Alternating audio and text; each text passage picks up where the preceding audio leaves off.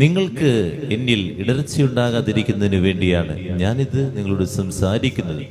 ദൈവത്തിൽ ഇടർച്ചയുണ്ടാകാതിരിക്കട്ടെ. നമ്മൾ മനസ്സിലാക്കേണ്ട കാര്യം ഇത്രയേ ഉള്ളൂ. നമ്മളെ ദൈവത്തിൽ നിന്ന് അകറ്റാൻ പിശാച് എപ്പോഴും പരിശ്രമിച്ചുകൊണ്ടിരിക്കുക. നമുക്ക് ഏറ്റവും ഇഷ്ടപ്പെട്ടത് നമ്മൾ വേണ്ട എന്ന് വെക്കുന്ന അല്ലെങ്കിൽ കാര്യങ്ങൾ, ഇതായിരിക്കും പിശാച് നമ്മുടെ മുമ്പിലേക്ക് ഇങ്ങനെ ഇട്ടുകൊണ്ടിരിക്കുക. കാരണം അത് കൊണ്ടുവന്നു കഴിഞ്ഞാൽ മാത്രമാണ് നിന്നെ ദൈവത്തിൽ നിന്ന് അകറ്റാൻ പറ്റുള്ളൂ. മറ്റുള്ള കാര്യങ്ങളൊക്കെ ചിലപ്പോൾ നീ രക്ഷപ്പെട്ടു പോകും. എന്നാൽ നീ വേണ്ട എന്ന് വെക്കുന്നത്, അതുപോലെ നിനക്ക് ഏറ്റവും ഇഷ്ടപ്പെട്ട കാര്യങ്ങൾ, അതിനെ ഒന്ന് പിടിച്ച് കുലുക്കും.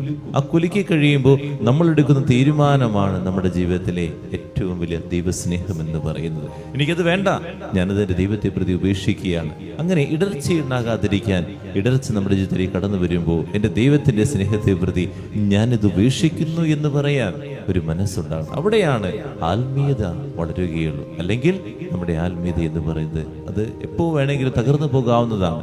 അതുകൊണ്ട് ഇടർച്ചയുണ്ടാകാതിരിക്കാൻ നമ്മൾ ദൈവത്തിൻ്റെ വാക്കുകൾ ശ്രമിക്കാം, പ്രാർത്ഥിക്കാം, ധ്യാനിക്കാം.